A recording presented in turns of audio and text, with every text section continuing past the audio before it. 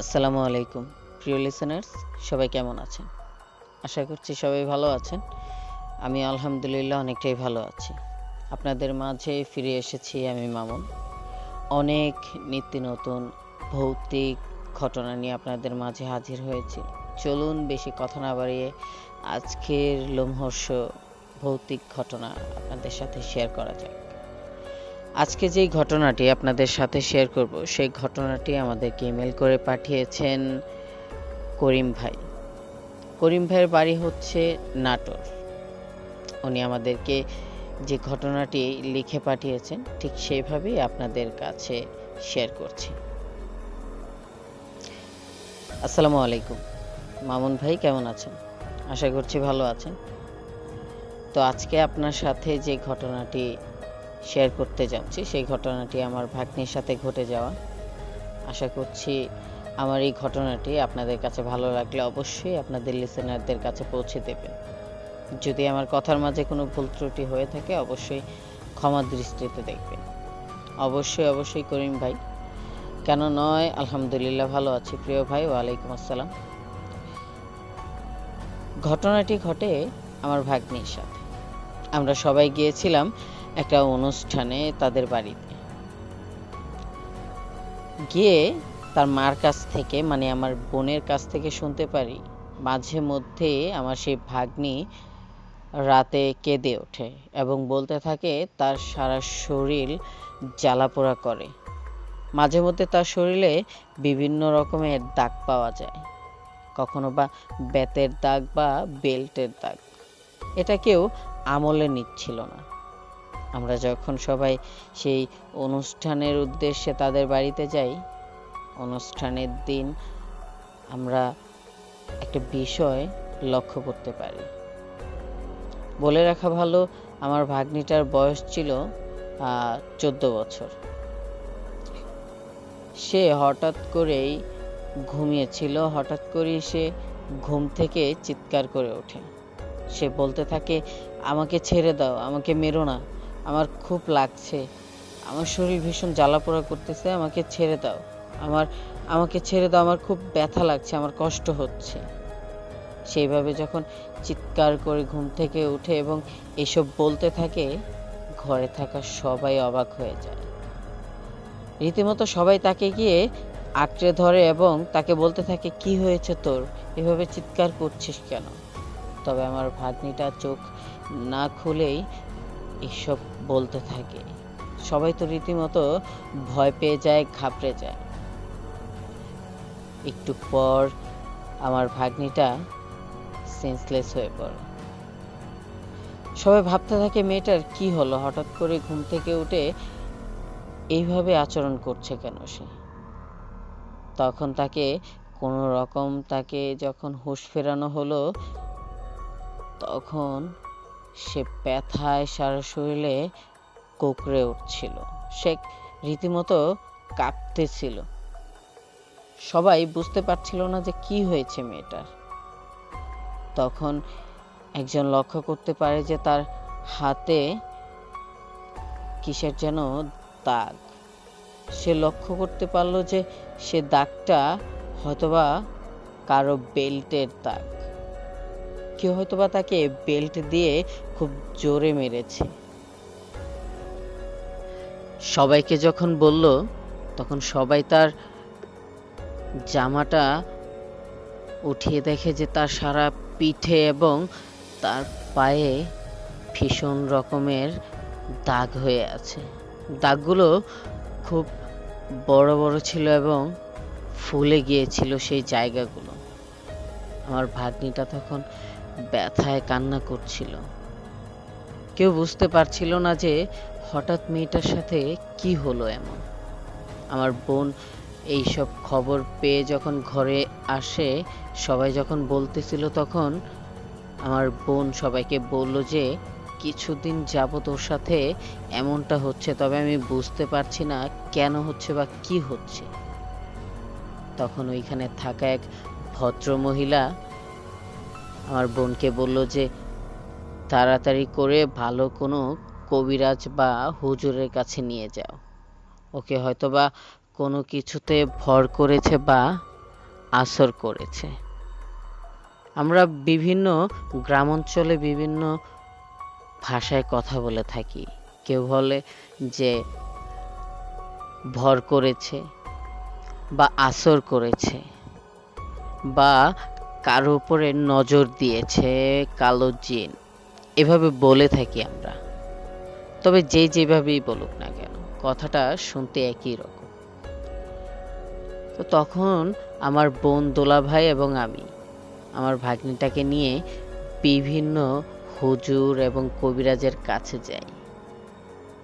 তবে গেলে কি হবে, কোনো কিছুতেই কোনো কাজ হচ্ছিল না।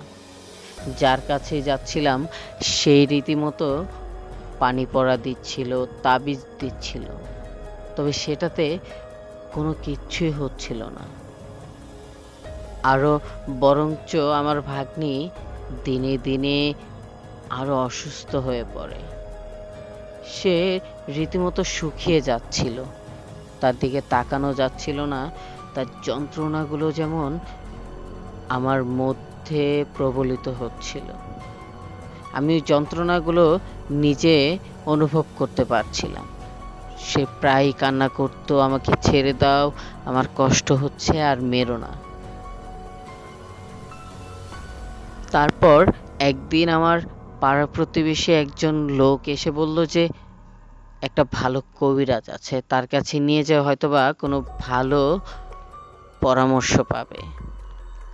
আমরা দেরি না করে সেই কবিরাজের কাছে যাই। সে কবিরাজ বলল যে ওকে একটা কালো জিন বা বদ জিন আসর করেছে, তার থেকে ওকে ছাড়ানোটা খুব কঠিন হয়ে যাবে, তবে আমি চেষ্টা করে দেখি পারি কিনা।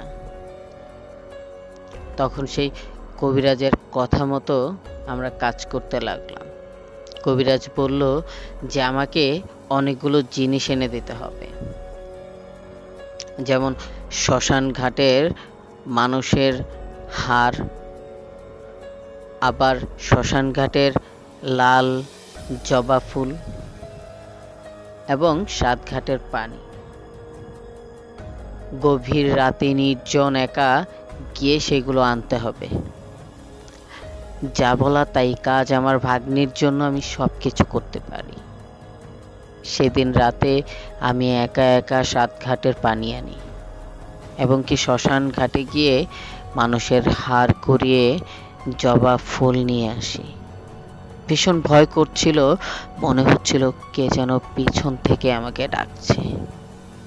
তবে কবিরাজ এটাও বলে দিয়েছিল যে এইসব আনার সময় আপনাকে অনেক নামে অনেক ধরনে আপনার পিছনে ডাকতে পারে, তবে ভুলেও পিছনে তাকাবেন না। আপনি সোজা বাড়িতে চলে আসবেন, কিচ্ছু হবে না আপনার। আমি সেই কবিরাজের কথা মতোই কাজ করলাম, পিছনে আর তাকালাম না। বিভিন্ন রকমের আওয়াজ হচ্ছিল, কখনো মানুষ রূপে আমাকে ডাকছিল, কখনো কুকুর রূপে আওয়াজ করছিল, বিড়ালের শব্দে ডাকছিল। আমি কোনো কিছুতেই পাত্তা না দিয়ে সোজা বাড়িতে চলে আসি। পরের দিন সেই কবিরাজের কাছে যাই। কবিরাজের কাছে যাওয়ার পর এইগুলো দেওয়ার পর আমার ভাগ্নিকে কবিরাজের সামনে আসনে বসালো। বসানোর পর কবিরাজ কিছু মন্ত্র পড়ে আমার ভাগ্নির ওপর পানি ছিটাতে লাগলো। আমার ভাগ্নির সাথে থাকা সেই বদ জিনটা তার উপরে ভর করে এবং আমরা শুনতে পেলাম সবাই যে আমার ভাগ্নির কণ্ঠ তখন অন্যরকম হয়ে গেছে। না বলতে পারবো কোনো মানুষের, না কোনো মেয়ের বা কোনো অন্যরকম আওয়াজ। সেটা খুব ভয়ঙ্কর বিভৎস আওয়াজ ছিল। বুঝতে পারছিলাম না, কেমন যেন কণ্ঠে সে কথা বলছিল। তখন সে কবিরাজ তাকে বিভিন্ন ভাবে বশ করার চেষ্টা করছিল, তবে সে বদ জিনের এতটাই প্রভাব ছিল যে সে কবিরাজ তার কাছে রীতিমতো হার মেনে যায়। সে কবিরাজ সেই জিনের কাছে অদাবদ্ধ হয়ে আমার ভাগ্নিটাকে সে জিন থেকে আর উদ্ধার করতে পারলো না। সে হার মেনে গেল, আমাদেরকে বলল যে এই জিনের কবল থেকে আপনার ভাগ্নিকে বাঁচানোটা আমার পক্ষে সম্ভব নয়, আপনারা অন্য কোথাও চেষ্টা করে দেখতে পারেন। তখন আর কি করার, সতে হলো আমার ভাগ্নি। এই মুহূর্তে তো তাকে কোনোভাবে একা ফেলে দেওয়া যায় না, ছোট্ট একটি মেয়ে, তার কষ্ট যার সইতে পারছি না। তাকে নিয়ে বাড়িতে চলে যাই।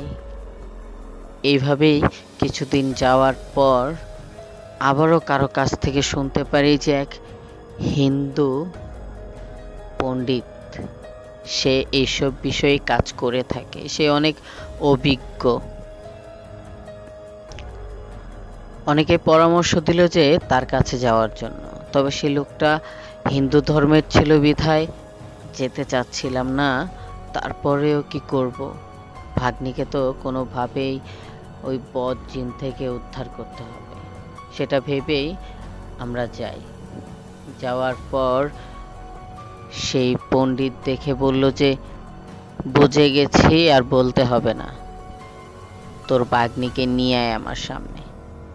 নিয়ে যাওয়ার সাথে সাথেই সে আসনে বসিয়ে আমাদেরকে বলল যে কয়টা জিনিস নিয়ে আস, বেশি না, 4টা জিনিস নিয়ে আসলেই হবে। তখন বললাম যে কি কি জিনিস বলুন। সে বলল যে লাল সিঁদুর এবং গোবর, গঙ্গার জল আর লাল জবা, এই 4টা জিনিস তোকে আধ ঘন্টার মধ্যেই আনতে হবে। এটা বলার সাথে সাথেই আমি দৌড়ে ছুটে যাই এসব আনার জন্য। এগুলো জোগাড় করে এনে সে পণ্ডিতের হাতে দেই। সে পণ্ডিত ততক্ষণে আমার ভাগ্নির ওপর সেই জিনটাকে ভর করিয়ে রেখেছিল, তার সাথে কথা বলতেছিল। আমি গিয়ে দেখি আমার ভাগ্নির চুলগুলো সব এলোমেলো হয়ে তার চেহারা খুব ভয়ঙ্কর দেখা যাচ্ছিল। এতটাই ভয় পাচ্ছিলাম যে বলতে পারছিলাম না কি হচ্ছে। তখন সেই পণ্ডিত আমার বোনের সাথে কথা বলতে লাগলো, মাঝে মধ্যে সেই গঙ্গা জলের পানি ছিটাতে লাগলো, সেই গোবরকে পানির সাথে মিশিয়ে সেই গোবর ছিটাতে লাগলো। কথা বলতে বলতে এক পর্যায়ে আমার ভাগ্নিকে সে বলে ফেললো যে তুই কি পেলে ওকে ছেড়ে দিবি বল। সে জিনটা বলল আমাকে তুই মেরে ফেললেও আমি ওকে ছাড়বো না, ওকে আমার ভালো লেগেছে। তখন সে পণ্ডিত বলল যে ভালো লাগলেই যে সব কিছু পাওয়া যায় সেটাও তো কোনো কথা নয়, ছোট্ট মেয়ে, ছেড়ে দে, ওকে যথেষ্ট পরিমাণ কষ্ট দিয়েছিস, আর যাকে ভালো লাগে তাকে তো কষ্ট দেওয়া যায় না, তবে তুই কেন এই মেয়েটাকে কষ্ট দিচ্ছিস। সে জিনটা বলল যে কষ্ট তো আমি সাধে দিচ্ছি না, ওকে আমি নিয়ে যেতে চাই, ওকে নিয়ে যেতে দিচ্ছে না। ওই পণ্ডিতটা বলল যে কারো মেয়ে কি কেউ কারো কাছে স্বেচ্ছায় যেতে দেয়, তুই ছেড়ে দে, বাচ্চা মেয়ে কষ্ট পাচ্ছে, ওকে ছেড়ে দে, তুই কি পেলে ছেড়ে দিবি।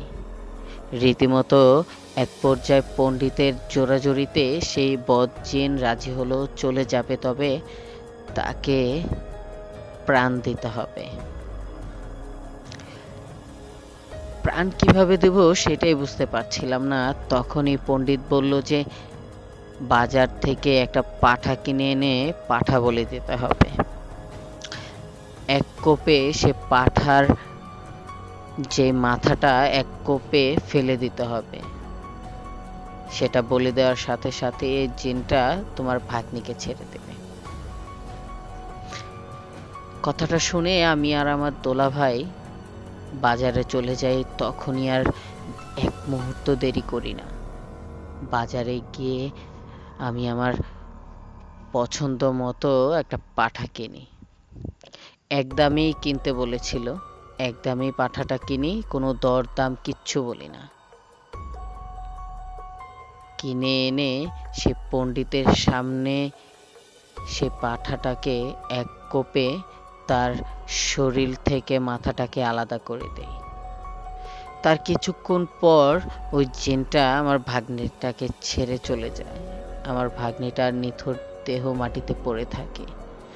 দৌড়ে গিয়ে সবাই আমার ভাগ্নিটাকে নিয়ে তার জ্ঞান ফেরানোর চেষ্টা করতে থাকি। এক পর্যায়ে আমার ভাগ্নির জ্ঞান ফিরে। জ্ঞান ফেরার পর আমার ভাগ্নি রীতিমতো কান্না করতেছিল। তার পুরো শরীর এতটাই ব্যথা হয়েছিল যা মুখে বোঝানো যাচ্ছে না। তখন তাকে কিছুদিন হাসপাতালে ভর্তি করি। সে কিছুদিন যাবৎ হাসপাতালে ভর্তি থাকার পর তার শরীর সুস্থ হওয়ার পর তাকে আমরা সবাই বাসায় নিয়ে যাই। আর এই ছিল আমার ভাগ্নির সাথে ঘটে যাওয়া একটি ঘটনা। আশা করি আপনাদের কাছে ভালো লাগবে। ভালো লাগলে অবশ্যই আমার ঘটনাটি আপনাদের লিসেনারদের কাছে শেয়ার করবেন। অসংখ্য অসংখ্য ধন্যবাদ আপনাকে প্রিয় ভাই, ভালো থাকবেন। আসলে যখন আমাদের লিসেনার্স ভাইরা আমাদেরকে ইমেল করে তাদের সাথে ঘটে যাওয়া বা তাদের ফ্যামিলির সাথে বা পাড়া প্রতিবেশীর সাথে ঘটে যাওয়া ভৌতিক ঘটনা আমাদের কাছে শেয়ার করে, অনেকটাই ভালো লাগে। কারণ তারা আমাদেরকে ভালোবেসে তাদের সাথে ঘটে যাওয়া ভৌতিক ঘটনাগুলি আমাদের কাছে শেয়ার করে। আসলে আপনাদের সহযোগিতা আমরা কামনা করছি, করব। না হয় আমরা আপনাদের কাছে নিত্য নতুন ভৌতিক ঘটনা পৌঁছে দিতে পারবো না। প্রিয় লিসেনার্স, যদি আমাদের এই ঘটনাটি আপনাদের কাছে ভালো লেগে থাকে অবশ্যই চ্যানেলটিকে সাবস্ক্রাইব করবেন এবং বেল আইকনটি ক্লিক করে রাখবেন নিত্য নতুন ভৌতিক ঘটনা সবার আগে পাওয়ার জন্য। আর যদি আমাদের ঘটনাগুলি ভালো লাগে থাকে, আপনাদের কাছে থাকা ঘটনাগুলি শেয়ার করতে চান, অবশ্যই আমাদের ডিসক্রিপশনে ইমেল অ্যাড্রেস এবং হোয়াটসঅ্যাপ নাম্বার দেওয়া আছে। সেখানে গিয়ে আপনার নাম, আপনার ঠিকানা এবং আপনার পেশা লিখে আপনার ঘটনাটি আমাদের কাছে পাঠাতে পারেন। অবশ্যই সেই ঘটনাটি আমাদের লিসেনারদের কাছে একটি বিনোদনের ভিডিও হতে পারে। বিশ্বাস করা না করা আপনাদের কাছে একান্তই আপনাদের বিষয়। যারা বিশ্বাস করছেন না অবশ্যই আপনারা বিনোদন হিসেবেও ভিডিওটি ঘটনাগুলি শুনতে পারেন। ধন্যবাদ। আজকের মতো সবার কাছে বিদায় নিচ্ছি। আসসালামু আলাইকুম।